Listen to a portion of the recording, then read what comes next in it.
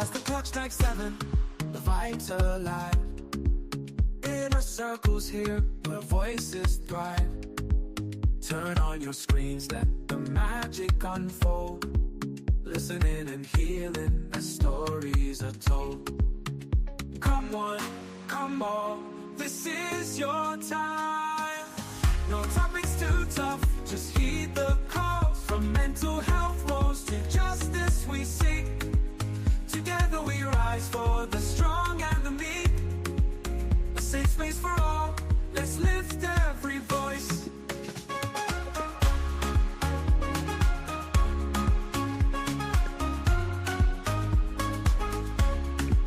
In a circle podcast where hearts unite.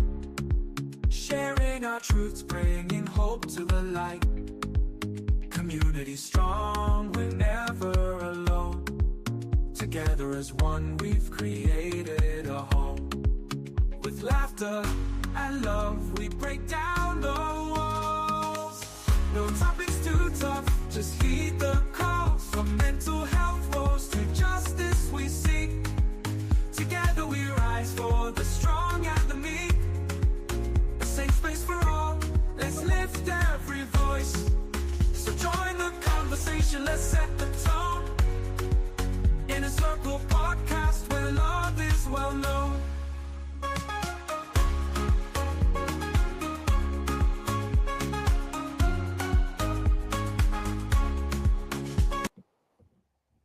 Good evening. Good evening, everyone, wherever you are joining us from. Welcome to another edition of the Inner Circle Podcast. Today is Thursday, February 13th. This Circle Podcast where we dive into conversation that is both powerful and necessary. So tonight we have a special guest, Ms. Deconti, who's going to be educating us on the topic unhealed trauma and generational trauma. So please join us for this very, very necessary conversation. It's a conversation. These are conversations sometimes we don't have in our community. So Ms. D is here today to educate us, especially, is that we have a lot of, most of our folks from Liberia that went through like 14 years of civil war. So this is a conversation I think that is very appropriate and necessary. And for other folks that immigrated from war-torn countries, also for you. So we hope you can join us tonight. You can comment in our chat or you can call our number 817-600-1525. And I'm your host, Abe Kamara. And we'll go around the room and introduce our panelists. And then from there, we will introduce our guests. So Melvin. I'm Melvin Lionel Zia, here tonight to kind of learn and listen to our expert as it relates to the topic under discussion. Participate, get involved. Ask those meaningful questions so we can kind of pick up brain here. I mean, it's a blessing to have Miss D here tonight to talk about this significant topic. So let's have fun, guys, while we talk about important issues. Okay, thank you. Andrea? Hi, good evening, everyone. Andrea Lawson here. I'm looking forward to a great conversation and welcome Ms. D for coming. Peterson? Good evening, everyone. This is Peterson from Chicago. And Ms. D, thank you for taking the time to be with us. And let's have fun. And Ms. B? Good evening, everyone. Hopefully I'm back with this voice. I've been kicking my butt. Things are going around in the atmosphere, but I'm excited to be here tonight and just glad to be in the presence of our guests. Thanks for joining us, Ms. D. Okay. Thank you so much to our great panelists. Before we dive into things, just a little bit of commercial here. If Inner Circle Podcast is a great podcast, it's a community show, so please join us. Please subscribe to our YouTube channel, follow us on Facebook, follow us on LinkedIn, on X or Twitter, download us on Apple Podcasts or Spotify, wherever you get your podcast from. So please join us and help us grow this platform. With that, Ms. D, welcome again to the show. And I know it's like you've been here a couple of times, but for those who don't know, can you just introduce yourself to our panelists quick and to our audience, and then we can dive into things. Okay. Good evening, everyone. Excuse me, Ms. B, whatever you got, you just give it to me. Just quick. I too am recovering, so y'all have to bear with me tonight. My name is Deconti. I go by Ms. D. Yes. I heard someone say my name. No, no, no, no. Go ahead. Maybe there's an echo somewhere. Dagonti, call me Miss D. Professionally, I go by Zota. It's also my legal name. So either way, I would take either way. Because most people know me on Facebook as Deconti. I stick to what people know. I am a trauma informed therapist. I'm clocking year 10 this year of doing this work. Mm, I just realized that the other day I said, "Oh, I've been doing the people thing for 10 years." So um, I enjoy providing safe spaces for people to do their own healing, whatever it may look like for them. People experiencing any array of mental health symptoms. I'm happy to be here to talk about what I call my baby because okay, trauma is very special to me. And I do a lot of trauma and healing work in my practice and in the community. So happy to okay. be here. Well, thank you so much. First of all, what got you into your line of work? What was the motivation, to get into what you are doing right now? Um, I want to call it an accidental, non-accidental kind of path Mm-hmm. where when I started undergrad, I went 4 years. I was one semester away from graduating with a degree in public relations and journalism. Mm-hmm. And I accidentally took a psychology class. I call my people, I say, that graduation you're coming to your whole year, I'm going to redo this whole thing over. Luckily for me, I got mixed emotions or mixed responses. I got someone those who say, "Oh, they try to go jump her whole life away. She not go useless herself to the people campus. See how she not go sport 3 years to can't tell, but she's starting over." And then I did get some who said, "Well, we always knew that this is where you were supposed to be. So it's like coming home to self." Okay. And so it was accidental, but then I realized, oh, this is what I like and this is what I want to do. That's a great story. Going for your passion, anything you're passionate about is always good to follow. But so for the sake of our audience, it's like, can you educate us? What is trauma, Okay. especially on your trauma? So trauma as defined by our psychological terms or by the DSM, which Mm-hmm. is the diagnostic manual that we use and work with, where we get official diagnosis from. Trauma is, and I'm gonna name it, but broaden it a little, okay? Yeah, yeah. So trauma can be an emotional, psychological, physical, right? Mm-hmm. um, source of distress that Mm-hmm. makes a break in the person's, it kind of impacts the person's sense of identity. Yeah. It kind of impacts the person's sense of safety. It impacts the person's sense of sexual orientation. It Mm-hmm. impacts the person's sense of trust in self and others, so the world, right? Mm-hmm. Mm-hmm. It kind of impacts the person's just ability to navigate, Yeah. ability to even trust their own self with their own decisions. Okay. Um, so it's like, when does it become unhealed trauma then? Okay. Unhealed is like unhealed and generational trauma. Maybe can you break that down for us a little bit? Yes. So we all go through our levels of trauma, so to speak, as we go through life. Those of us who in recent times have experienced death, that can be traumatizing because it is a loss of relationship that kind Mm-hmm. of reshapes how you see the world, right? Especially if Mm-hmm. the relationship is very close, right? So we Okay. go through different kinds of trauma. You get into a car accident, that can be traumatic. You lose a job, that can be traumatic. You go through a breakup, that can be traumatic, right?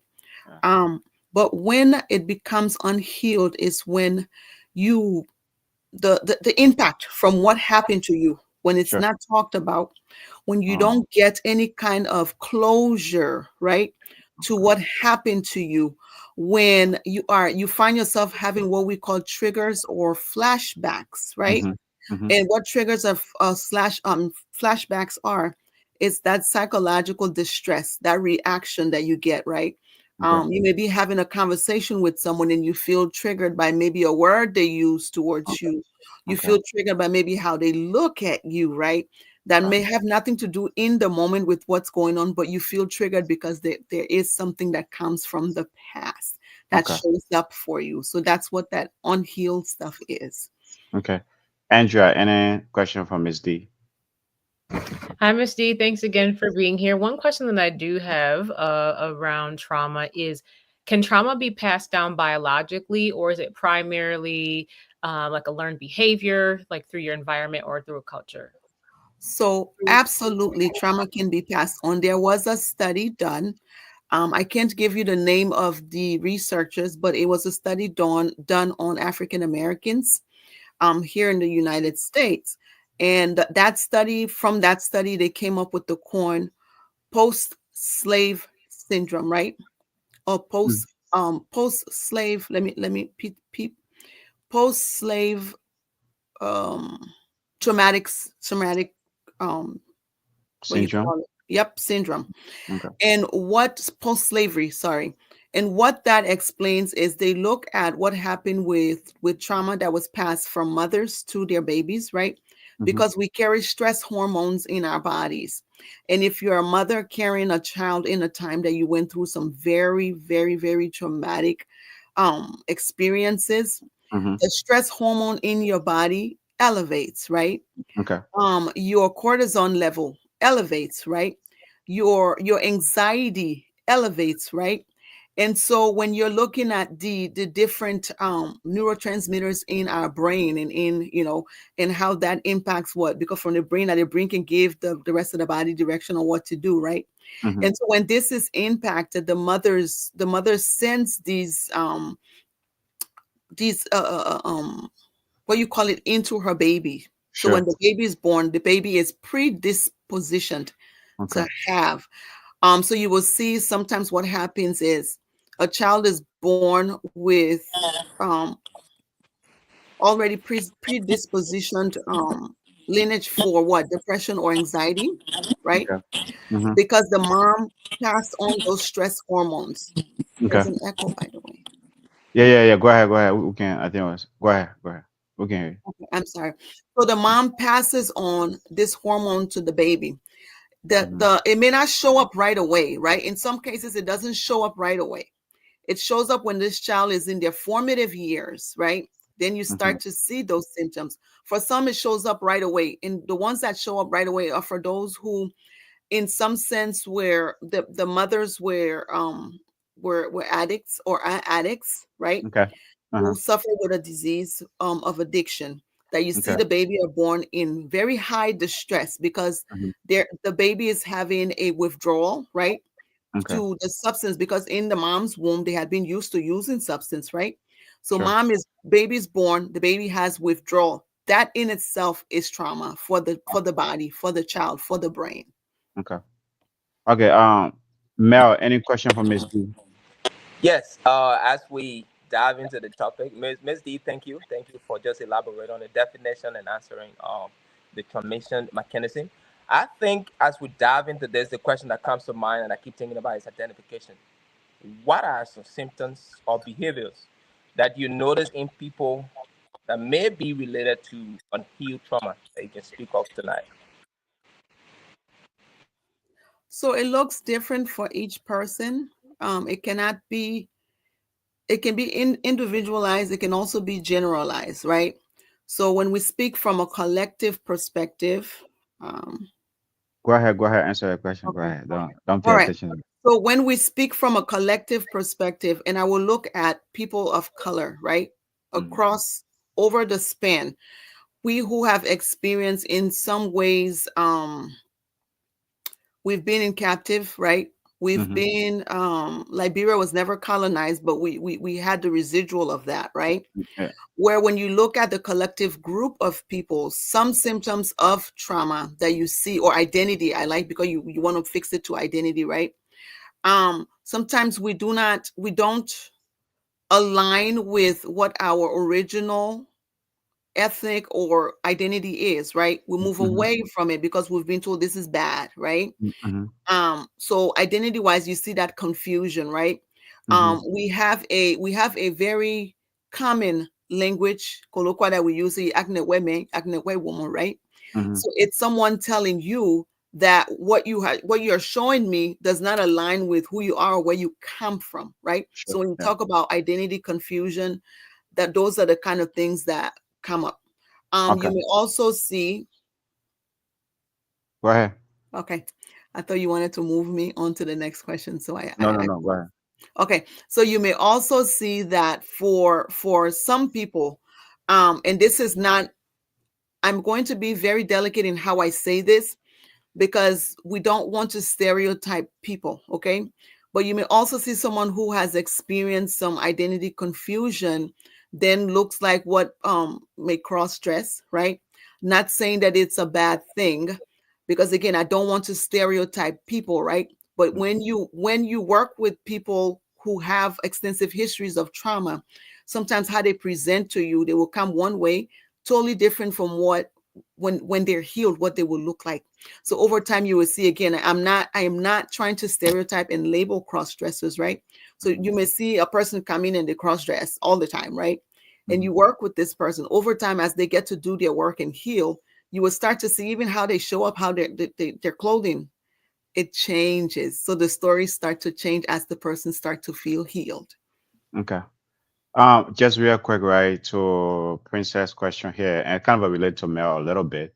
But when does it become a problem, and when should a person seek help? So in the DSM, when I give a diagnosis, regardless of which diagnosis I give, the very last line of my assessment will always say the person's, there's an impact to what? Social, interpersonal, and daily functioning. That will always be the last underlining line. And what that means is if you find that you're not getting along with people, who day you and people fighting, right? You go to work, you're so stressed out to work that you can't even pay attention to what's being done. You're in a people classroom, you can't even pay attention to what you're learning, right? Because it's something else is getting in the way. When you find that your daily living, you can't just live a life that feels balanced, it's time to seek some help. Okay. Uh, Miss B, any question from Miss D, from Miss B to Miss D?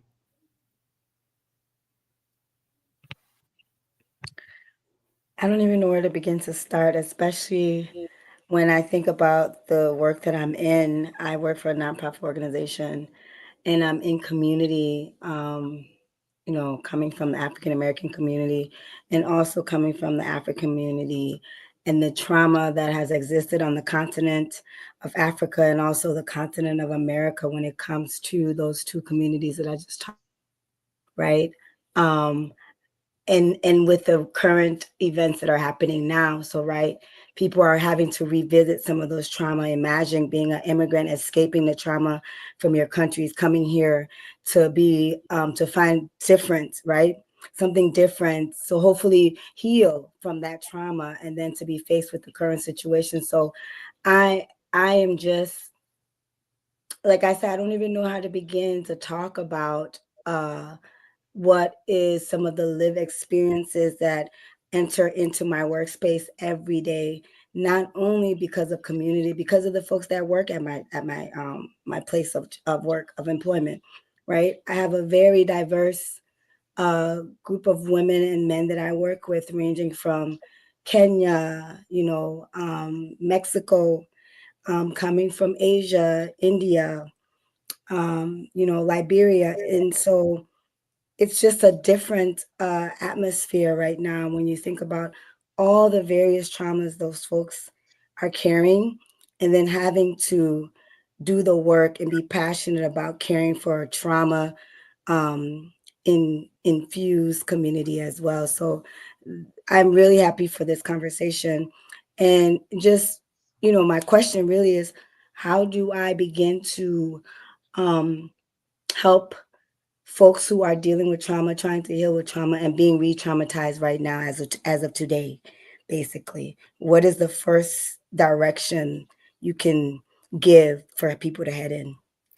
So I will say first level is create a safe space for people to just maybe, sometimes people just want to talk, right? People just want to share what's going on, right? But also, give me 1 second, my battalion are coming. Okay. While she doing that, Miss B, I hope you are now. While Okay, all I'm those back. waiting on you, I hope you are not being traumatized as well. I'm Just back. kidding. Yeah. Go ahead. Go ahead. Um, so, so for a non-clinician, right? what I would say to, even for clinicians, but for a non-clinician, what I would say to you is, when you are in spaces that people are carrying heavy stories, right? Because sometimes all it takes is a little poke of that bear and the person can just unload everything. And sometimes it's too overwhelming if you're not trained to handle it. Even we who are trained sometimes, something they can lay on us my second and say, whoa, I see the other one coming, right? But I am trained and skilled to be able to support the person. So what I would say is, sometimes, because you can't measure, again, because trauma cannot be, for one person may look small, but another person may be big, right? The same experience, it looks different impact. So what Okay. I would say to us in the community, if you're not trained for this stuff, educate or encourage the persons that, you know what, in the back of your insurance card, you can call and ask them to help you find resources in your community for you to talk to somebody who understand and who can really help you deal with this stuff, right? And what this does over time is it limits our so-called chichipule, right? Because the person feels like they come and tell you, go and tell this person, then they feel exposed. A person feels exposed because they shared their story and feels like people now use that against them. So again, Okay. because we don't know how much this person ready to unleash, right? You can simply give them those little referrals. But for professionals who work in the field, right? Sometimes just having a very unconditional positive regard, that people know that you're a safe person, right? That you don't use judgment. And again, if you can give them resources and referral for where they can go so that they're able to talk to someone who can help them through it, is always the best. Okay. Peterson, any question for Miss D? Yes, Misty, thank you so much. I wanted to know, does all unhealed trauma, does it result in like different levels of mental health, like the result?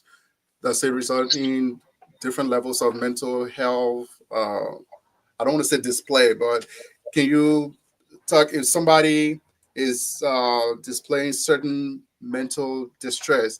Can Mhm. you pinpoint that to a certain traumatic event? So there are markers that we look for when I do my diagnosis, right? So again, I go, when, for example, to give a diagnosis of PTSD, which is post-traumatic stress disorder, right? The one thing that the DSM asks me to look for is that, has the distress been around 30 days or more, right? 2 weeks or more, right? And not saying that you should have experienced immediate trauma, right, within those 30 days. But if you're showing the distress that comes after, and what that looks like, it may look like flashback. It may look like avoiding going certain places. It may look like reoccurring memories, unwanted memories. It may look like having very low emotional expression, right? Mm-hmm. Or emotional connection or availability. Mm-hmm. It also sometimes look like you just getting into it with people, right? That you're always irritable, right? Mm-hmm. So that's what it looks like. Now, to answer your question, so the result of trauma can be both mental health and physical health, right? Because we know that there's direct link to unhealed trauma, to things like diabetes, to things like high blood pressure, to things like heart attacks, right? So when you're not healed, it opens the portal for other diseases that will come in and Mm-hmm. thrive. Okay, there's another maybe that coming here from Princess, and I want to kind of read it and then just maybe like do a follow-up question, right? So the Civil War was very traumatic. I didn't realize I was traumatized by the war until July 4th. I went to bed early, early, and was waking up by fireworks. I grabbed my passport and ran to my car. I realized it was July 4th. I was shaking. It felt like it was 1990. So, to her question here, is it like most of those that experienced the civil war in Liberia, or those even coming from war-torn countries like Sudan, South Sudan or whatever, like to this experience, is that a life experience for them, like where in like they always feel they're in a war zone when you hear maybe fireworks or some sound? Yeah. One thing that I've always advocated, it hasn't happened yet, and I think it will be much more meaningful when we do this work for ourselves. The same way the African Americans were able to do their own study on themselves, right? Mm-hmm. I've always said, and I'm a big proponent and supporter for this, I can look at our community and I see post-traumatic war syndrome among us, okay? And what our sister Princess just explained is those triggered responses, right? That this war happened in the 90s, but here she is in her adult years now. That a trigger, again, all the fireworks, so but it has triggered her to think I'm not safe. So going back to what the definition of trauma is, right? Mm-hmm. Anything that obstructs or causes you to feel to lose a sense of safety, right? Mm-hmm. Mm-hmm. So she her fireworks, her mind to her, whoop, you're not safe. Get out of here. Right? Now I want to do a demonstration before we get back to this trauma talk so that some things may be understood. Okay. Okay. So I think it might I might have to wait. I may have to get off the screen. Your talk, let me get off the screen because I need to do something. Okay. Okay.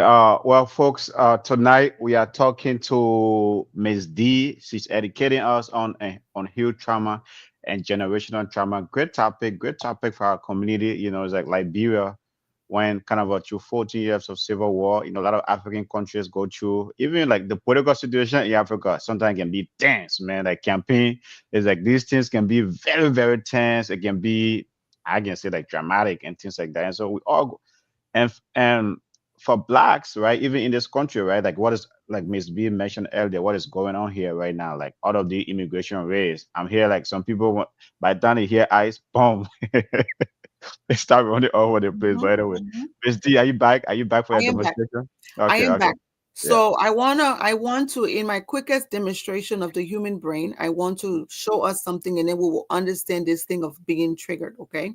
Okay. So this right here. So the human brain can be explained right from my hand right here. So right in the back here is our flight in the back of your neck. It's your flight or fight responses. Okay. And this is what? Assessing for safety, right? So either emotional, psychological safety when you don't feel safe, right? This part of your brain sends the information here to your amygdala. And what your amygdala does is your amygdala is this is your emotional state, right? But this is also where you get triggered responses from, right? Mm-hmm, The mm-hmm, job of this thing, so this thing sends the information here. All of this midbrain right here are our activators, right? This thing get us ready to either run or fight back. But you need some kind of emotional kind of, to get you aroused enough for you to take action, right? mm-hmm. And then what you find up here at the top of your brain, which is our frontal, right? It's your prefrontal cortex. And what this is where you do logic, reasoning, and processing. So Mm-hmm. most time when a person feels triggered, okay, back up. When the brain is calm, this is what your brain looks like, right? This is what your brain literally Yeah. look like when it's calm. But when you are triggered, right? And part of what trauma does is it leaves you scattered. Your brain feels scattered all the time. And not enough for any one of your brain, your neural connectors to be intact. Okay. Mm-hmm. So Okay. what Princess explained was she had a triggered response, right? She heard a Mm-hmm. firework back here, Mm-hmm. and that kind of triggered her to assess for safety, right? The first thing was, whoa, I need to get myself out of here, right? So Okay. she took off running, right? Mm-hmm. But she luckily for her enough, she was able somewhere in this to get her brain down to here for her prefrontal cortex to say, wait, sis, that's in your fireworks. You're not in danger. Okay. You're okay. Does that Okay. make sense? So Yeah, yeah, yeah. that's It makes exactly perfect what sense. she explained, but I thought I'd do it from here so that people understand what is going on in the brain. Great word, great word, great education. Folks, tonight we are discussing unhealed trauma and generational trauma. So you can contribute, you can comment in the chat or you can call our number 817-600-1525 if you have a question for Miss D. Andrea, any other question from you? From Miss D? Yes, fabulous demonstration, by the way. That was like perfect. One question that I do have is around solutions and resources. What are some culturally sensitive healing practices or therapies that can help people process and heal from generational trauma? Okay. I explained trauma, but I don't think I got to the definition of generational trauma. So Okay, I want to go back just a little so people understand, right? sure. So generational trauma can look like a collective like behaviors, right? Sometimes collective traditions or things that we pass down from one generation to the other, right? Mhm. Maladaptive behaviors, let's just call it a okay? Mhm. Our responses to everyday life, okay? So, for example, one of the reasons that I truly believe there is post-traumatic war syndrome in among people who experience they live through wars, right? Yeah, yeah. We have become so desensitized to bad things that somebody can be getting hurt. Like we see videos all the time from Liberia where people can be kicking and killing another person, and we gather around and we just look, right? Because we're in freeze mode, right? Where Mhm. it's like we don't even know, this thing is so normalized now that it's everyday thing, right? And Mhm. sometimes you will hear people tell you that's not normal thing, not everyday thing. But Mhm. it's not normal for us to go through those experiences. So when we talk about intergenerational trauma, what it looks like unhealthy behaviors. It look like they're yelling. We can be doing among ourselves, right? That even having a normal conversations, we yell, we raise our voices, right? And then the Mhm. children learn that too. They raise their voices, right? Yeah. We minimize people's feelings, how people feel, right? Mhm. And it passes down from one generation to the other, right? Okay. And so, and even sometimes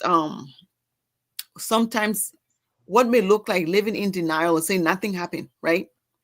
That something happened in one generation, it doesn't get talked about, right? Mhm. In the next generation, it happens in the next generation when it should have been addressed in the first generation or the generation it happened in, right? But nothing Okay. we sweep it under the rug. We say that family thing. Then the next generation comes, similar things happen. The next generation comes, similar things happen. Okay. Mel, any question from for Miss D? You're on mute. I can unmute. Go ahead. Go ahead. I Yeah, just thank you unmuted you. for. Go ahead. Yeah, I have a question. Thank you for just giving that phenomenal example or illustration. I'm kind of looking at the coping mechanism. How have you or people with that experience trauma, and basically just going through that. What are some coping mechanisms that they can apply or strategies to kind of go through that and um, not act in a way that will affect them or their daily life as they kind of go through the traumatic period of their life. Okay. So the first, I prescribe a very playful, but it's a scientific thing that I give to many of my clients. This is not only for trauma. This can be for anxiety. It can be for depression, right? One of the I will just come off this background because you're sorry, my people. I will come off the background because I realize that when I have a background, I'm not able to do what I need to do. So one of the first things that I give for my clients is playful, but I will tell you the rationale behind it. It's called the 5 4 3 2 1 method, right? That if Mhm. you find that you're aroused, that you just emotionally heightened, or you having flashback, right? Or Mhm. you just having this psychological distress, right? Mhm. A Mhm. quick way to get your mind back into your body is the 5 4 3 2 1 method. And it Mhm. uses all five of our senses, right? And so the first thing you do is, and you don't have to say it out loud. You can just remember it in your head, right? So 5 4 3 2 1. The first thing is connect to five things that my eyes can see and move around the room in a sense that let your eyes go around the room. When you do that, you're doing what's called a bilateral tap, right? You're allowing both sides of your brain to do this, okay? By doing 5 4 3 2 1, right? Five things I see. So you got to look around because you're using left and right side of your brain, right? And when you're doing that, it allows your brain again to start to seek some balance, right? And you Mhm. can say four things that I hear. You use your ear, right? You connect out into, right? You connect into the environment, right? You can Mhm. say three things I touch, right? Feel, touch, so that you feel yourself, right? And you can say two things that, let me see, if we did sight, we did hear, we did touch. Um, which one we Sound. do? Sound. We have. No, no, I did You the done. Yeah. hear is Yeah. sound. Y'all talk now. Y'all know the five senses. Smell, smell, Smell and smell. Okay, two taste. things I smell, right? So you connect Maintain. your nose, and one thing I taste. And Mhm. the reason why you do that is to allow your brain to be able to gather itself back, from your brain to move from what? Here, scattered, to here, calm. So Mm-hmm. it's just allowing yourself to be able to, because some people experience dissociation, right? When they feel, when they have triggers or flashback. So a way to connect your mind back with your body is the 5 4 3 2 1 method. And I gave it to all my people because it's a way you can only then be able to make decisions that are balanced when you're in a calm place. So I teach them that the first thing you reach for, and then your breath work, breathing. The thing that breathing does to us that we don't realize. In breathing, there's two kinds of breathing, okay? When you breathe from stress, when you breathe from a stressful place, you breathe from right here, your chest. It is short, it is quick, it goes like this. That thing can only raise it just raise the thing up some more. So that's not helpful, right? What you need to do is do deep diaphragm breathing. Breathe from inside your stomach. You make it big where you blow so that it feels like you are blowing a balloon where your stomach or your chest go out, right? And then out through your mouth, right? What that does is when you use that breathing method, it sends, again, going back to this body and the beautifulness. God has given us everything we need to be able to put ourselves back together, right? The beauty Mm-hmm. of God and the creation of God. When you take those deep breaths, you send the breath goes back down, back through your spinal cord, right? Mm-hmm. Because your spine is what connects the whole body, right? Okay. But it sends oxygen back to your brain. So it's like a coolant, your AC, because your brain is hot in that moment. And you need Mm. to bring yourself back down. So what looks like very stupid thing when people say take a deep breath, sometimes it can annoy somebody to hear somebody say take a deep breath. Don't tell me to breathe, right? Yeah. But if you do it the right way, it connects your mind, your body back together so that you're able to now find the next solution. I hope Okay. that makes sense. Oh yeah, yeah, that helps. That helps. I mean, it's like you everything you're doing here tonight is like you already been in the field for 10 years, you are really, really passionate about it. So kudos to you there. But hey, to Princess thing point here is that so when a person cannot regulate themselves, what else can they do, right? Out of those demonstrations you just went through, if someone is unable to maybe like do all of that, what else can they do? So clearly, it's telling you that this person is not in their mindset to be able to do anything. There's nothing Okay. they can do, right? Okay. So, what you should do as a person who is witnessing this, Mm-hmm. look for safety, right? Remove people who don't need to be in this space when this person is experiencing a distress, emotional distress, or a psychotic episode, right? Mm-hmm. You remove people from in the space so that they don't get hurt. But then you also go for the next thing. You start to remove anything that might look like something that the person might use to hurt themselves. Because if they're not able to use no kind of skill, they are not in a place to help themselves Okay. until they get back their brain and get back connected. Nothing you can do for the person. You gotta Okay. just do safety. You gotta do safety for yourself and others, and then let the person take time. Because Okay. when somebody has a big episode at the end of it, what it looks like, you see them sit just quiet, and then you see them go back to breathing, right? Mm-hmm. Because their body way to tell them, brother, sister, get it together so that we're able to move on. Okay. Peterson, question for Miss D. Yes, this is so interesting tonight. I want to know, are there some less recognized symptoms of trauma that people can be aware of? Like things that is not out there for people to just know, like common symptoms. Are there some less recognized ones?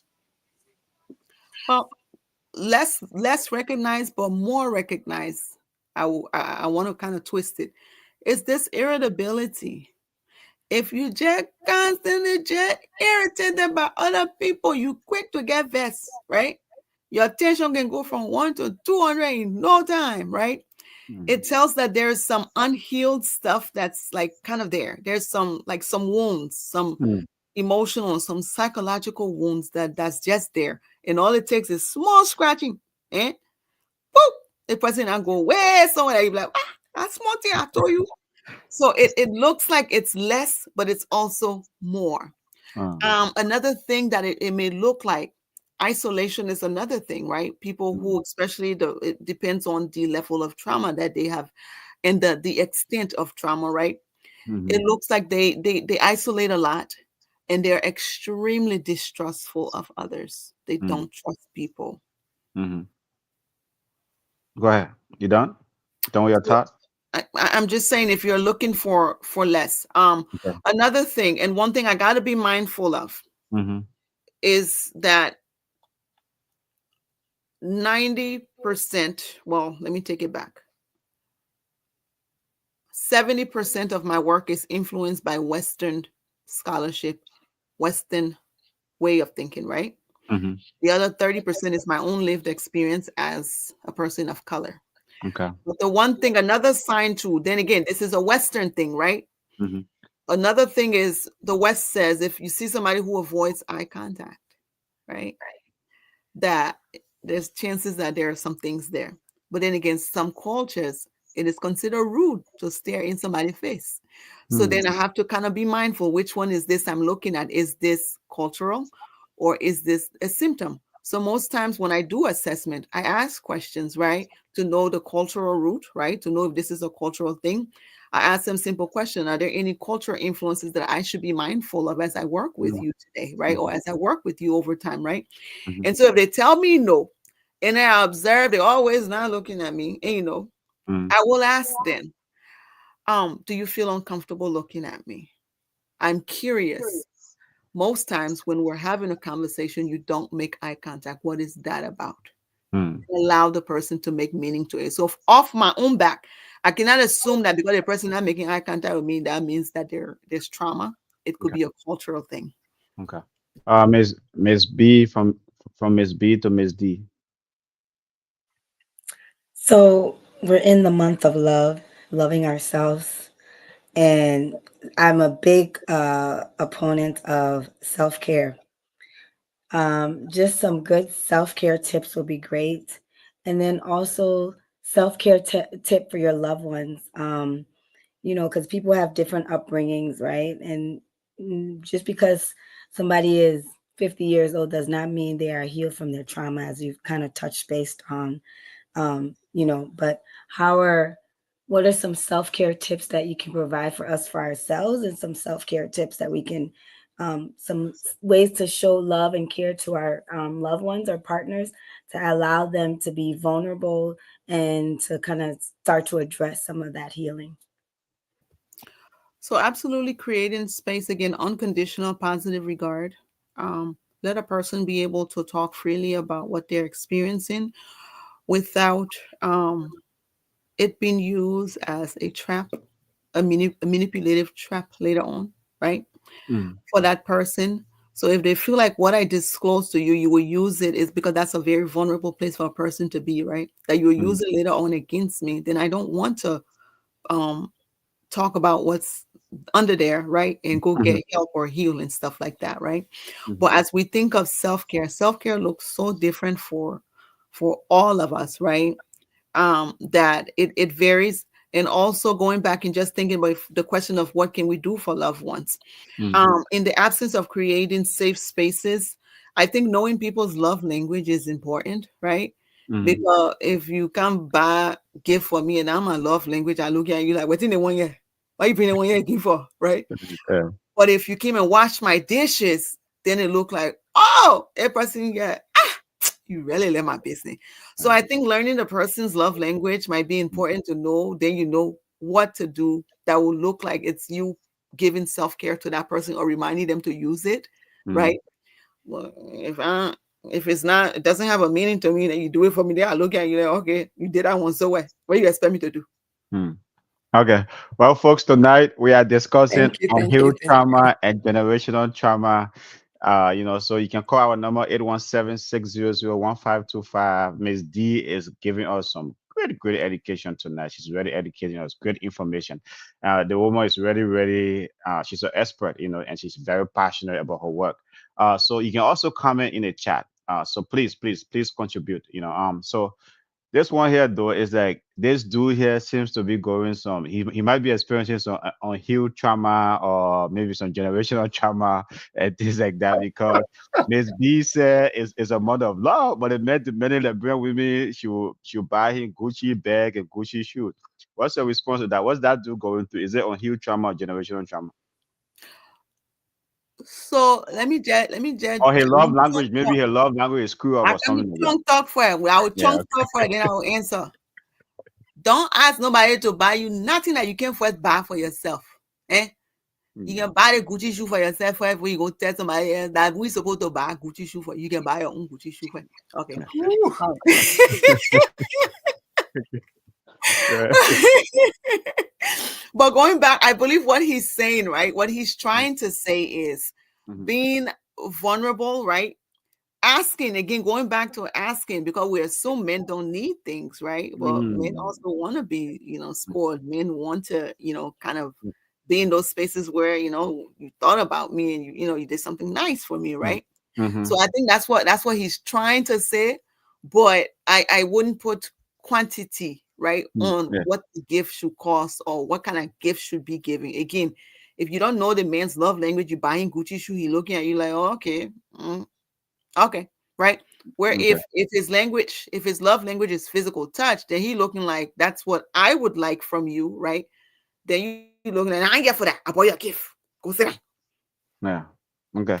So I guess let me push that a little bit then. Is it like, there's this talk going around, right? Like African men are not romantic. So is it like because maybe like there's That one misunderstanding are about true. love language? Oh, okay, you are the expert. Go ahead, go ahead. I just want to push that Miss B brought the whole mother of love here. Yeah, there you go. We are Prove them going through wrong. unhealed trauma, the generational trauma.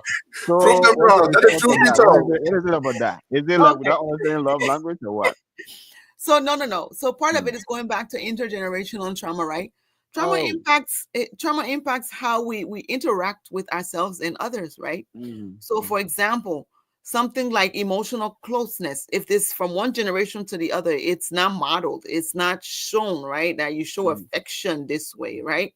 Mhm. Then you come from a generation where you don't know the stuff, it wasn't passed down to you. Again, trauma impacts how we feel close to other, our closeness, right? Mhm. How we validate or invalidate each other. So Mhm. is it really the fundamental that Liberian men are not romantic? I will say no. That is a stereotype, right? Mhm. But is it seen a lot? It could be that a lot of women that deal with Liberian men say, not romantic, not it, right? But it's saying that should this man then be more in tune with his emotional side, right? Should Mhm. he kind of be more vulnerable in the space, right? Um, Mhm. not only vulnerable, but also receptive or reciprocal, right? Mhm. That I can do and I can give, I can get. I can give, I can get, as opposed to going to what the stereotypical gender role is that Mhm. that comes from one generation to the other. Some Okay. are it, that's some trauma thing in there, some are it, that's some tradition thing in there. We got to Okay. just know which one is which. Okay. Andrea, question from Miss D. Miss D, this is so good. I'm sorry. I just can't. I'm just like, you're hitting all the points. This is so good. So you're definitely gonna have to come back. We might need a part two, to be honest. But Yeah, I had to one pay thing me for all the things I keep telling you. one thing that just came to mind is like my original question was going to be around how unhealed trauma affects relationships, and you talked about, for example, with the men, right? It's because they don't, maybe closeness is one thing, but I also think about like parents, right? My family's from Ghana and they came here in the 70s, and I kind of think about some of the way that I was brought up, and then over time when I learned about kind of what that actually meant, it was like, man, they had trauma, and it kind of was, we thought it was like my mom was not really close, but like, like she's not a touchy feely person. We give her a hug, it's even now she'll do it, but it's like it used to kind of be maybe kind of weird. I know it kind of sounds weird, but like even her kids, but like she comes from a family that's not like that. My dad's side, very affectionate. They touch a lot, and then growing up, I had cousins. We all love each other. And so even today, like all my cousins were about a year apart. So we see each other, but that's like my brother or my sister. So we give hugs, we give kisses. And sometimes in public, people are like, whoa, like you guys are really close. But like they like my mom's side, they knew like, okay, they want us to grow up together. So they made sure that we like stayed the weekends with each other and we grew up like that. So we don't have that same generational Okay. kind of trauma. But can you talk more about like the older generation, because they kind of, I feel like a lot of the elders, they are walking around here with trauma, but it's kind of like, okay, they're old, so we just gotta let them be. But like sometimes it's not okay. It's not Okay. like it's hard for me sometimes because it's like, you get like, well, that's just how they are. Okay. That's not okay. Like in Yeah. my opinion. I don't know. Can you talk about that a little bit? Yes. I don't know. I kind of went over, but Mhm. No, you're good. You're good. You're good. You're good. Great Okay. conversation. We got Miss D here, so she's always with us. Go ahead. You got me here for now. Let me put Yeah. out for now. Go ahead. So what you're talking about is true. It is real, right? And it is, those are symptoms of trauma, okay? Going back to, most of us come from countries where we either experience colonization to some extent, right?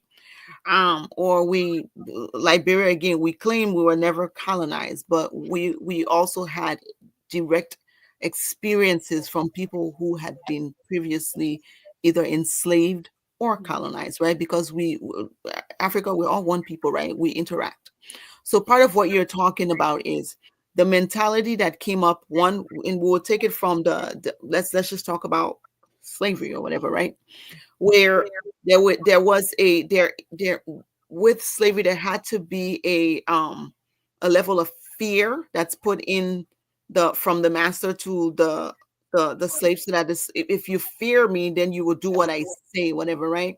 Mm-hmm. Over time, that has also transcended into parenting, right? Mm-hmm. Where parenting, from that intergenerational stuff again, right?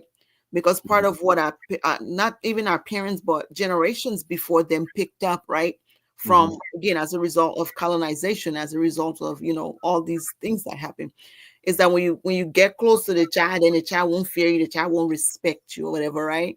But in a sense that this came from a very traumatized place, and now it's passed down from one generation to another. It looks like, oh, you gotta be firm and stern with children. That the only way they will respect you, right? But what we're learning over time is, no, that's not how respect and warmth is gained over time, right? That emotional closeness, if your child have it with you, right?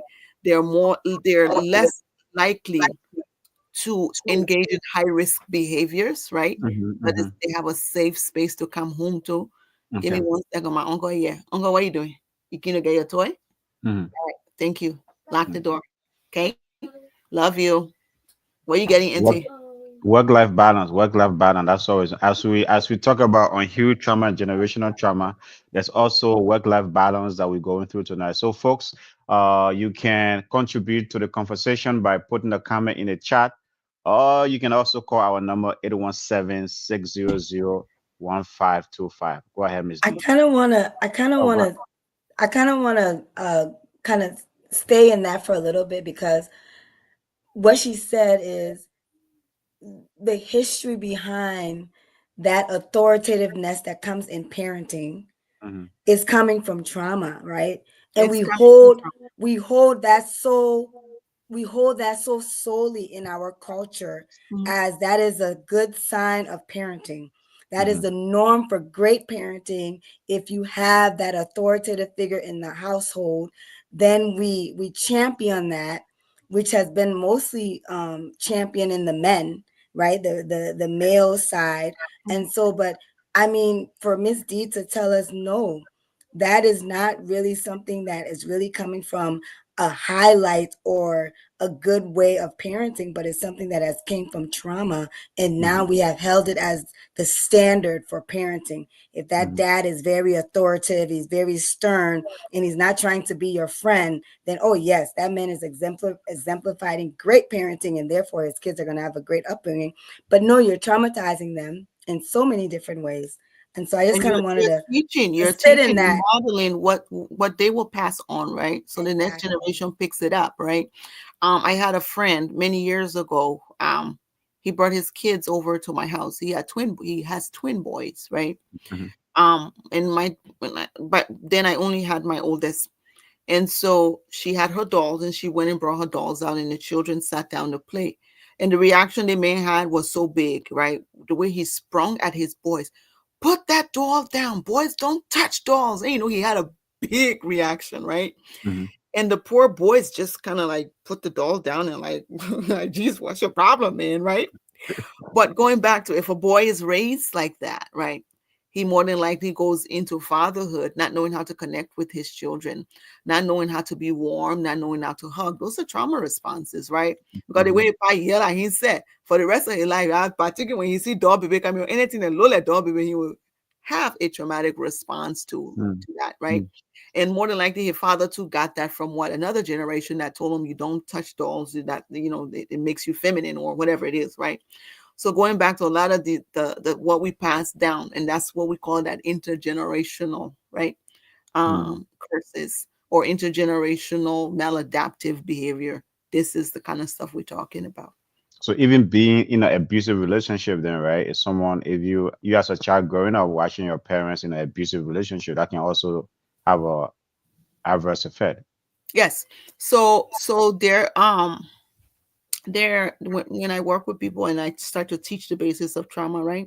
I will not go through all the 12 Mm-hmm, signs that I look for, mm-hmm, but one of the signs that trauma does as a result of trauma teaches you not to trust, but trauma teaches you also to run to unavailable people. mm. That's Okay. deep. So what you're talking about, they see the patterns of abuse, right? That happen in homes that they grow up in, right? To some extent, that is normal, right? They now have a normal reaction to abnormal things that are happening around them. Like our Mm-hmm, Liberian community, we have our reaction. We the thing is abnormal, but we now have gotten a very normal response to it, right? mm-hmm, And so one generation to the other. And again, part of what trauma does is it doesn't make you feel safe in yourself, but you also learn to not seek somewhere that's safe, because if there's been a lot of unstableness over time, your mm-hmm, body, your brain gets used to instability. So you will find that people who have had traumatic experiences, I always say they never run out of crisis. Something will always happen, right? Because their brain now operates and thrive on that. They need that. It serves as a dopamine now to them, mm-hmm, right? That mm-hmm, something got to be, something got to break, something got to go down. So again, mm-hmm, they choose unstable partners, right? Because mm-hmm. that partner will create that same environment, that same experience, that instability for them, right? Okay, Because their body is now used to it, brain okay, is used to it. okay. To touch point here, are there like positive things that come out of trauma? Like if someone go through a traumatic experience, or is there any positive thing that can come out of it, or is it mostly negative? This is where I take a deep breath. No one has to go through trauma in order for you to have. Okay. Again, as I said, we are, So, it is, that's what I love about Inner Circle podcast, right? Is that we bring guests on here where, they are working at the same time they are being parents. It's like, it's great. But folks, you can contribute to the conversation as you are doing here tonight, putting a comment in the chat, calling our number 817-600-1525. Before you go, Miss B, did you want to say something? Oh, I didn't answer the question, but let her finish and then I'll add to her. Okay, okay, go ahead. Go ahead, Miss D. no one should have to go through a traumatic experience to get character development. It's again, if we're wanting to normalize life, you shouldn't have something bad shouldn't have to happen to you for saying no. But and even measuring resilience sometimes, right? Mm-hmm, And I'm very careful about this whole thing of resilience, because sometimes resilience is telling people don't complain, just deal with what happened to you and stuff mm-hmm, like that. mm-hmm, And over time, what we're telling the person in this so-called language of resilience mm-hmm, is that just continue to allow bad things to happen to you, because you show that you can endure it. So I'm very cautious even with the word resilience, and um how I push that on people, right? So okay. going back to the question asked, can good things was it said did it say can good things come out of? Yeah, yeah, yeah, yeah. Can any positive Yeah. thing come out of, experience a Yes, traumatic yes, situation? positive things can come out of it Yeah. collectively, like we saw in Rwanda, right? Where Mm, after such a big war, after such a traumatizing thing, they said, "What? We cannot continue to live the things that brought us this trauma. We have to put that behind us, right? mm, Collectively, as a community, we have to say no to certain things that happen here, right? mhm, The Holocaust, we saw the same thing, right? We mhm. cannot continue to live that way. We have to learn from the past and what happened. Right here Okay. in the USA, the civil rights movement, right, Mm, came about and said the things that have happened to a group of people is not acceptable. We have to find a way to move forward where we can live and thrive together, right?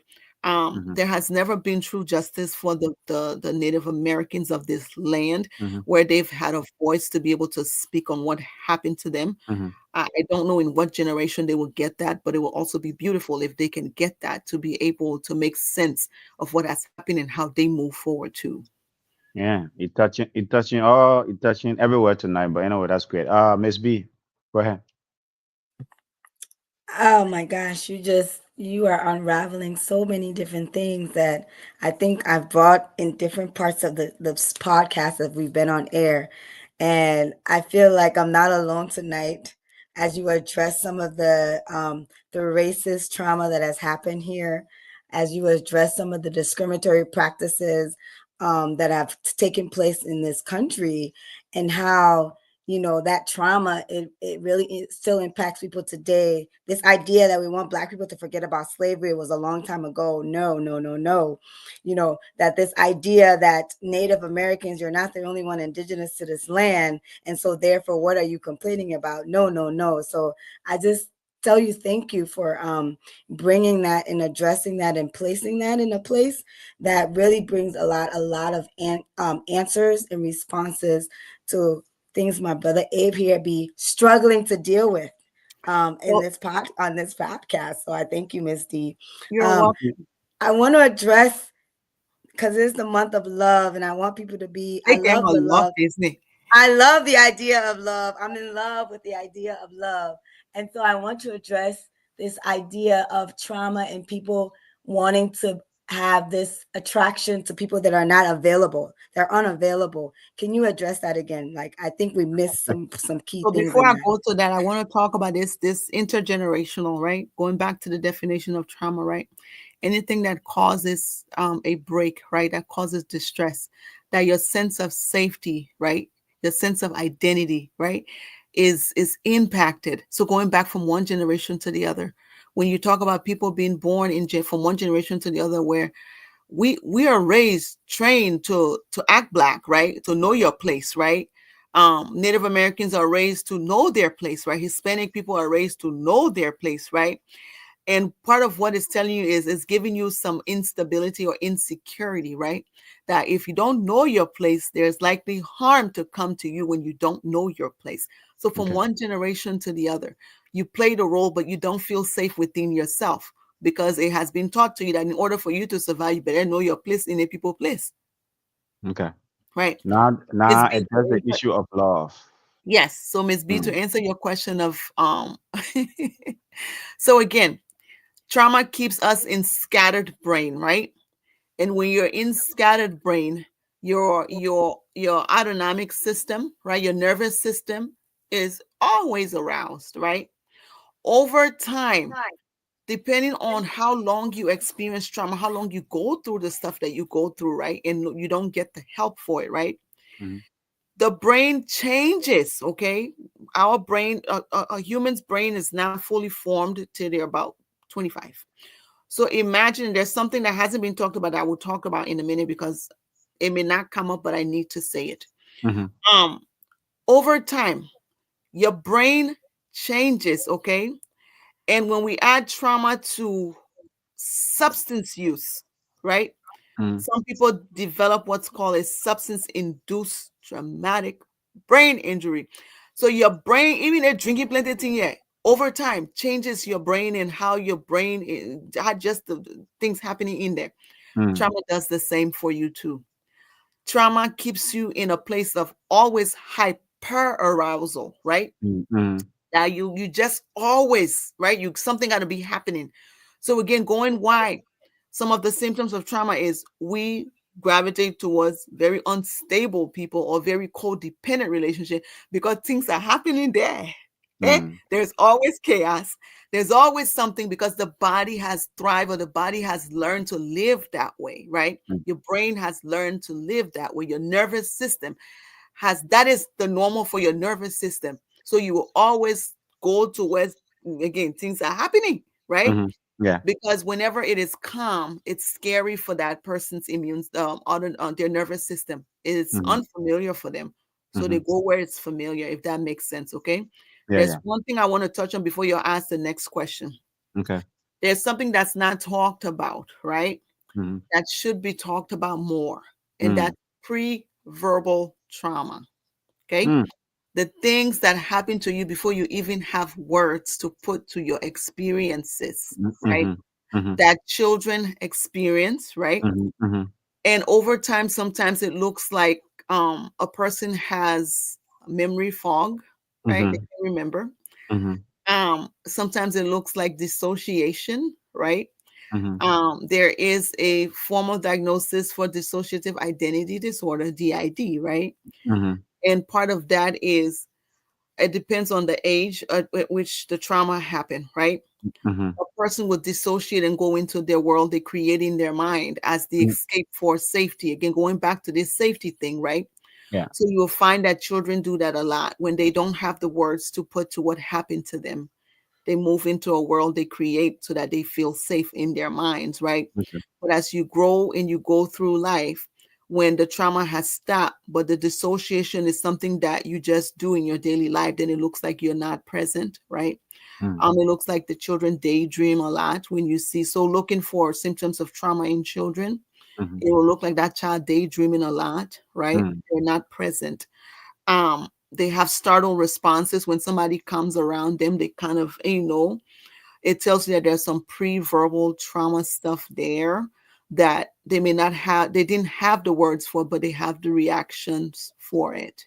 Okay.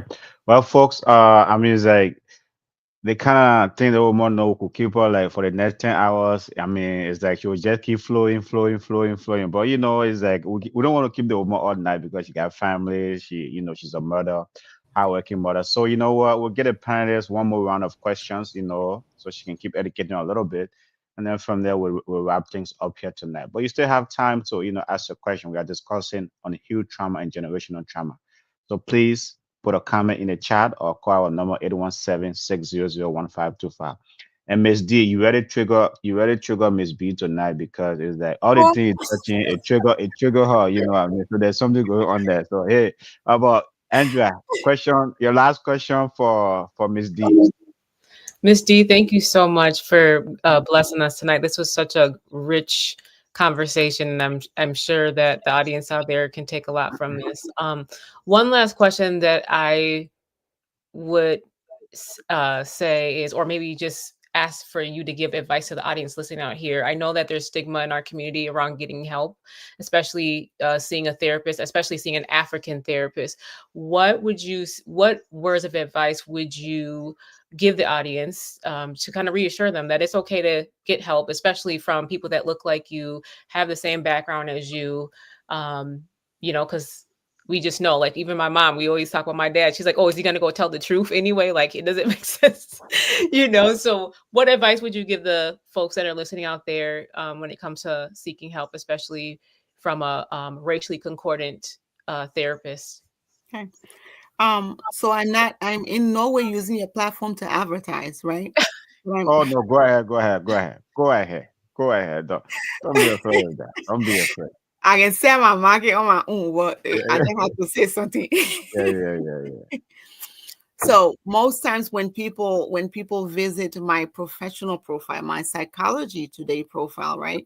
Mm-hmm. One of the things that I'm absolutely unapologetic about is I let people know that my space that I create is first in line for people of color.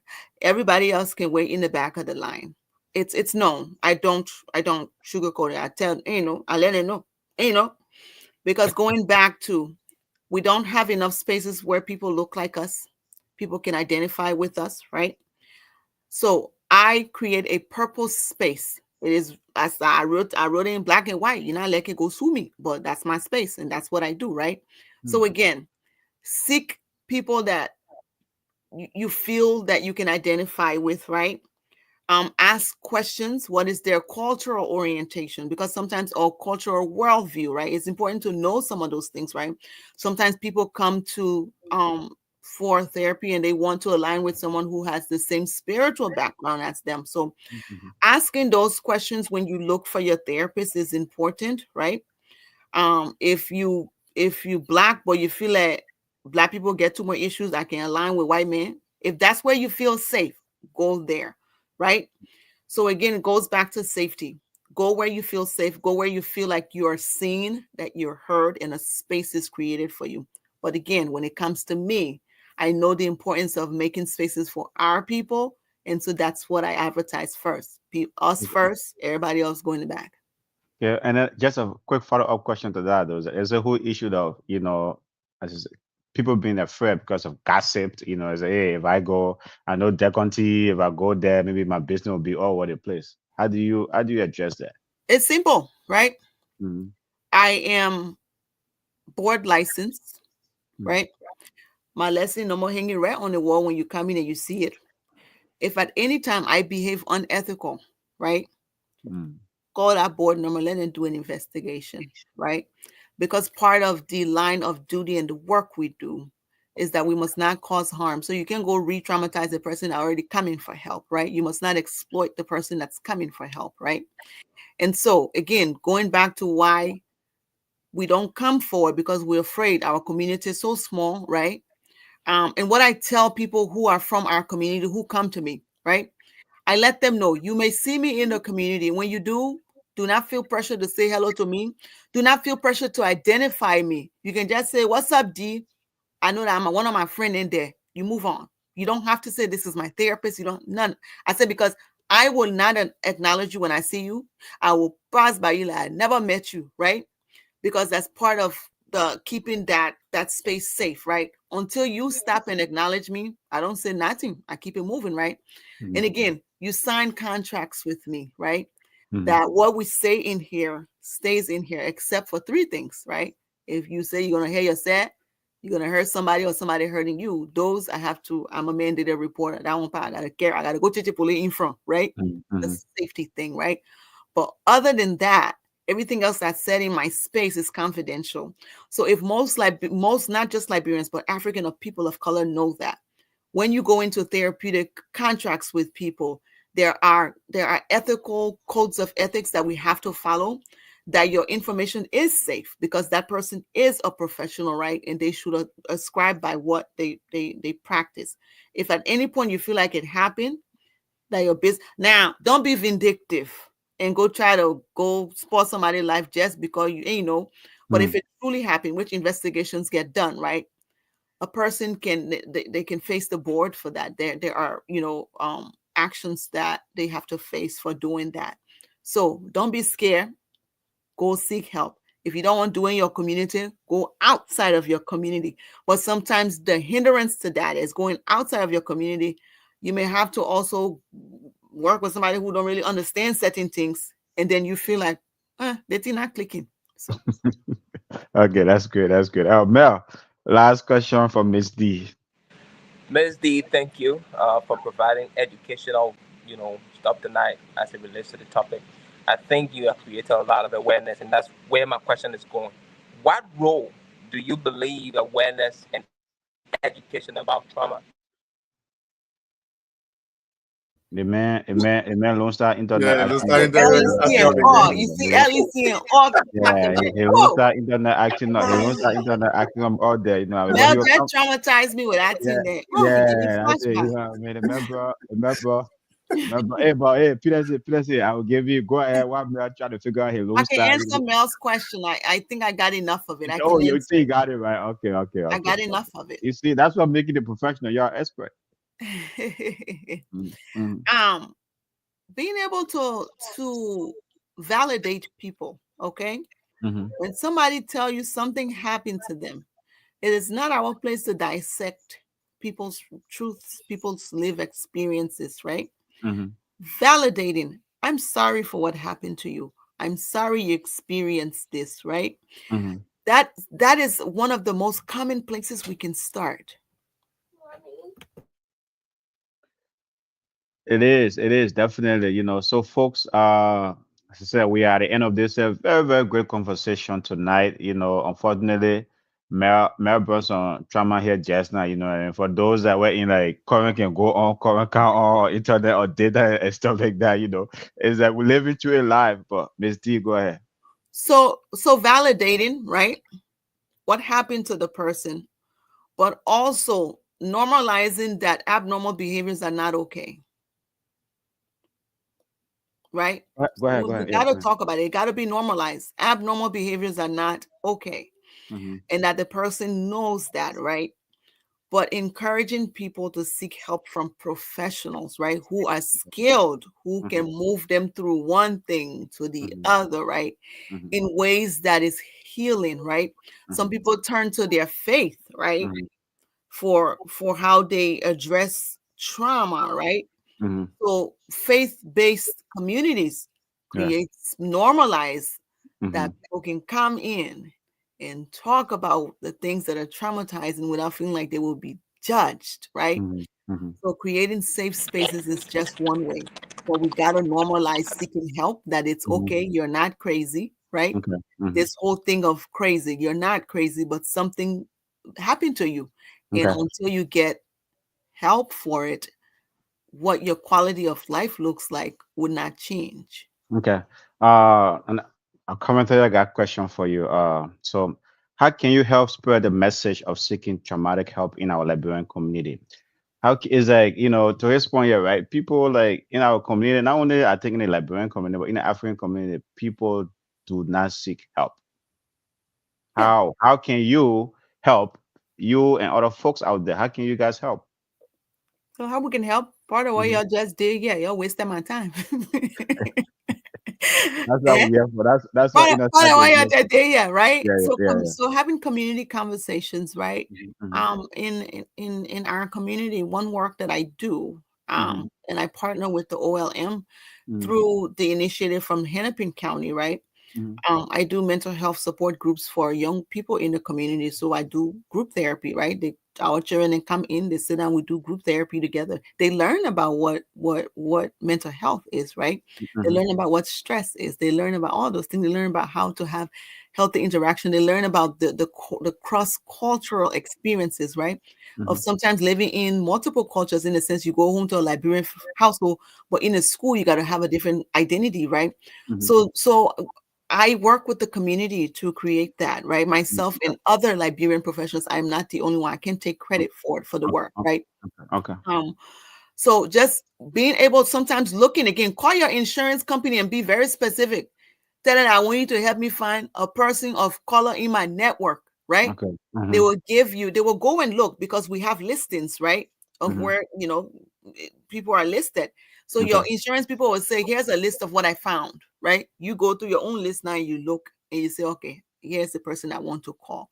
But Okay. being able, so if you don't want to talk, if you don't want to tell your mind, your power, whatever, my sister, my brother, just go to your insurance card. You will get some answers from there. Okay. Sometimes even your healthcare, brother Anyway, I know you won't rush me, but just wait more. No, no, Um, no. You got all night. You got all um, night. Yeah. when you're at the doctor. So one thing that people don't notice, Hmm. every time you're in the doctor, there is mental health screening that's done for you.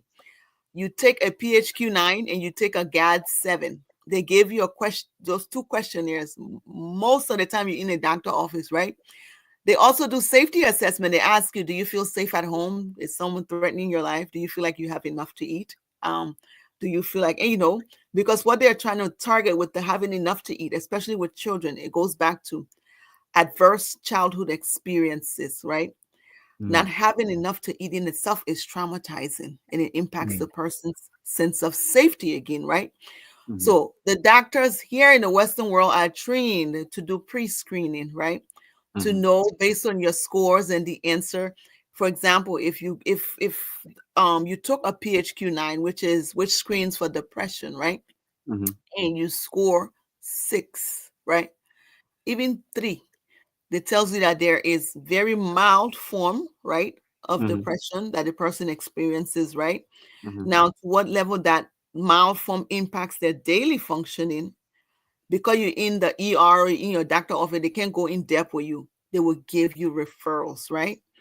And so our Western communities that we're a part of give Hmm. us screening, but in Hmm. our communities, we Hmm. do not know those pointers of how to screen for mental health stuff. But Okay. talking about it, being able to have forums where professionals can talk, and you start to know small signs, then you sit down on to net, and then you look at yourself, you say, oh, I think our mom was talking. I gotta go screen myself. Let me call my insurance company. Okay. So you're not one of those Liberian who say you're not one of those Liberian professional who say or African professional who say me I don't want to be in my community because they put down there they too loud or or they can't talk. You're actually in your community doing some good work. So I'll give you part of what has defined my work, right? Mm-hmm.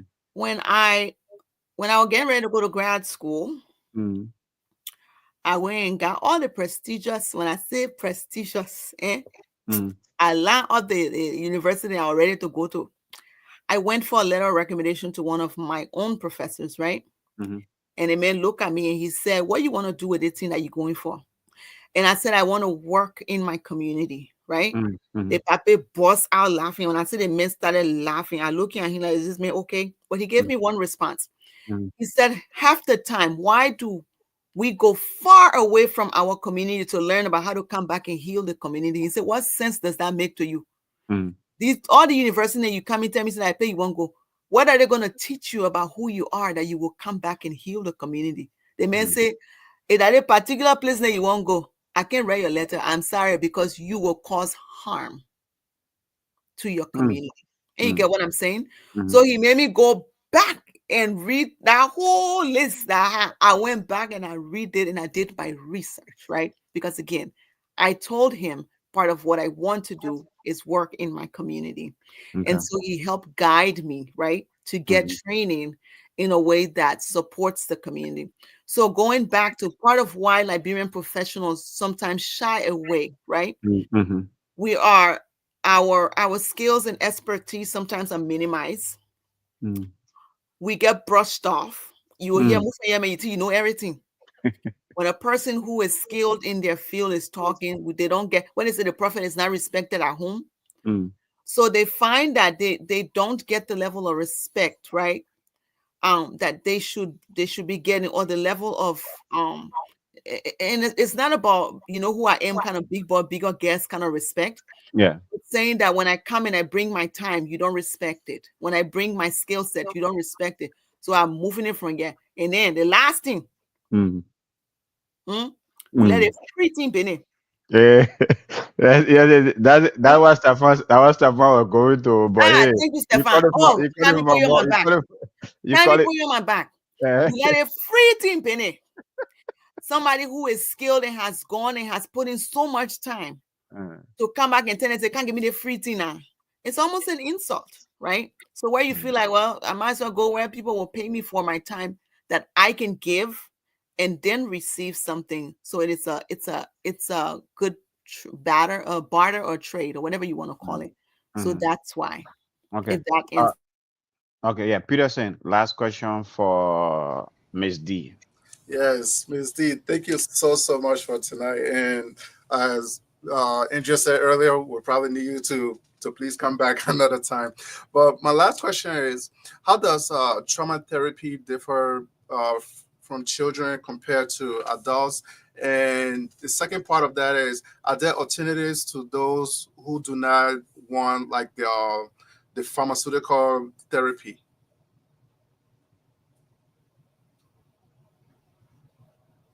So, folks, tonight we are discussing on huge No, trauma. sorry, my old knees. My Okay, go leg ahead. was bent and I had to Go ahead. stretch myself. The old knees, age is Go ahead. letting me know Go I ahead. need Go to ahead. respect myself. Go Okay. ahead. Um, so your question, there are specific trainings, right? Specific qualifications that people get. So for me, I'm a certified trauma informed specialist, right? So I go through extra trainings, right? About trauma, right? There are some people who do childhood trauma training, right? That they work only with children, right? That their population, that their expertise that they work with. So there's different kind of like specialities that people have, right? Hmm. For me, my own of training goes across the span, right? I have worked with as young as 6 and 5 years old, and I have worked with as old as 76 and 80, right? And so my own goes across the span, right? And I am versatile, so to speak, right? I have training from childhood, I have training from adolescence, I have training from like the different ages, right? And so I would say one thing that's important to what you just brought up, right? Sometimes ask the person that you want to work with, what's your training, what's your background, right? Because if you go into somebody who does not deal with trauma, but that trauma stuff you want to bring to them, then it's more than likely therapy is not going to benefit you. So knowing the person's training and background is important. Okay. Now you asked two questions. What was the last part of your question? Yeah, the second part was, are there alternatives to those who do not desire like the There you go. pharmaceutical therapy? Um, yes, and again, I am a respecter of cultures, right? I'm a respecter of people's experiences, right? Mm. So for example, I'm working with someone right now. Um, I'm gonna throw y'all off because again of confidentiality. They're not Okay. in our community, but I will throw y'all off. So this person is in Japan right now, right? Um, I am their therapist. They work with me, right? But they way halfway across the world when I meet with them, they're doing the acupunctural therapy, right? That goes into the body, right? That helps with doing like particular pressure releases, right? Because one thing that science have shown, we store trauma in our bodies, right? So I don't do nothing but a needle work, right? The person is working with an expert that does needlework, right? That does the acupuncture work from a Mm. healing perspective, right?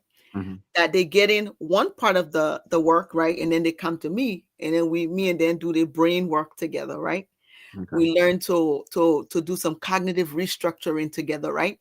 And Mm-hmm. so the person is using both things, and both things are equally as respected.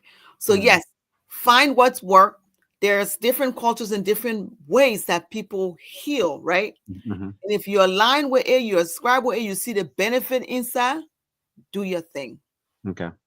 Miss B, last question for you, from you to Miss D, from Miss B to Miss D. Because I want us to end on a lovely note, and it Hey, is the month of love. hey. What She are can't do call you you have? love doctor. I know, right? Do you have a special going on for our couples, partners, in every which way that relationship may be looking for people to come in? And do you work with couples? Unfortunately, I don't take, so right now I'm not doing couples therapy. I'm not doing family therapy. I'm only doing individual therapy because that's the capacity I can hold, right? In the future that may change, right? Where I have the mental capacity to go back into couples work or to go back into family therapy or to go back into children's work. For now, I work with 17 to 99, but come you alone by yourself.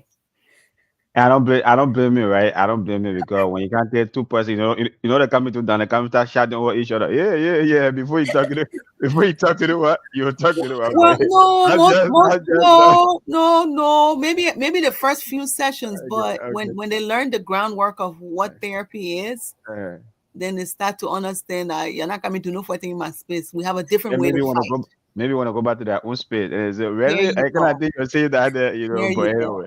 Yeah. It's been a great conversation though. So Yes. lastly, as you leave here tonight, first of all, do you ever get overwhelmed, right? When people are unloading on you so much? And then what is your parting message to our audience tonight? Well, because I'm human, and again, sometimes people can drop something on me that I didn't see coming, right? Where Yeah. sometimes I can be like, "Whoa, I did not see that coming," right? Um, but professionally, I'm trained to be present with the person, right? I'm trained to be a container. And part of the importance of that is knowing that I am simply a container to hold, right? Mm-hmm.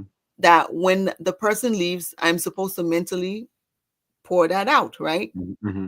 So separate what is my own lived Yes. experience, my own life, right? Mm-hmm. From what this person is bringing. Mm-hmm. So one thing they also tell us, make sure you do your own healing work, right? Mm-hmm. Because if you go inside therapy, your client trigger you, then you two of you sit down there, you're just two triggered people and nobody can help each other. God bless you. Yeah. And so do your own work first so that certain things they bring in that to you when they offload on you, when they lay on your chest, Yeah. and you're able to handle it. But also ongoing as a therapist, I'm first to always say, I go to therapy. Mm. because I too need somewhere to undish this stuff, right? Okay. So Okay. So, what is the party mess? What is the message you want to leave our audience out there tonight? Folks who are experiencing unhealed trauma and generational trauma. Miss B seems like she have experienced a lot of generational trauma, and all those stuff. So, what's the message to those folks who experiencing, I mean, such situation, but and there's no way to turn. What message you um want to leave with them tonight? so I will off the back want to say, um I empathize with you for the Mm, experiences that you've had that's impacted your life to this point, right? mhm, That you may never have talked about, that you may never have healed from, right? mhm, But I truly believe that we are always in the space of going back and having spaces for us to do our work. It is never too late, right? okay, No okay, matter how far back something happened, right? No matter how recent something happened, right? mhm, For you to truly live a balanced life is to seek a life where you are healed, right? That mhm, you're able to show up in your truest form. And for mhm, me, if any of all my brothers and sisters, now this is regardless of racial identity, earthly brothers and sisters, if you mhm, can show up in your own healed self, if you can show up and feel like you belong, right? mhm, For me, that's humanity, right? mhm, mhm, And so I want to see your humanness show up, right? And if mhm. it means going to get some support to work through the things that kind of impacted how you see yourself in the world, do it because it makes you a better version of yourself. Sure. Well, with that, folks, thank you so much, Miss D. It's been a great conversation. As always, you're very passionate about your work. You already know your stuff. I mean, I don't know, it's like you got a bachelor degree, you got, or what you got? Call me data. Yeah, you see that. You already know your stuff there, but thank you so much for the education tonight. We really, really appreciate it. And as always, this is your home, so we'll bring you back here again. And there's a mental health month, so the education you provided here tonight was really, really powerful and really, really appreciate you. So we hope you'll come back and keep educating us. Okay, And it's, one thing before yeah, y'all go. yeah. I would like to all who watch, thank you, but I want y'all to do me a favor. Hmm. Share this with as many people as you can in your own circles because not everybody watched this tonight, right? And in order for us to talk about how this conversation can go, Hmm. if I share or random people you not know, say go in their inbox, say Happy Hmm. New Year. I'm dropping something for you. Go check Hmm. the inbox. The ego has landed. Yeah, Go put it in somebody's inbox. Let God test your heart. yeah, Because again, you never know who needs this information and who may start thinking about how they start their own healing. yeah. Great point, great point. And with that, folks, that concludes the end of our show tonight. It's been a great show. Thank you so much, Miss B. And Miss B are coming at you with so much love topic tonight. But hey, Inner Circle and you address everything. podcast where hearts Tomorrow, unite. we're taking a break and Sharing we'll our be back truths, here bringing on hope to the light. Tuesday, where we'll have an immigration lawyer here that's going to Community be educating strong us about everything that's whenever going on, and alone. things like that. So, thank you so much, Together as folks. one, It's we've been a great show, created and a hope to home. talk to you next week. Good So night. join the conversation, let's set the tone.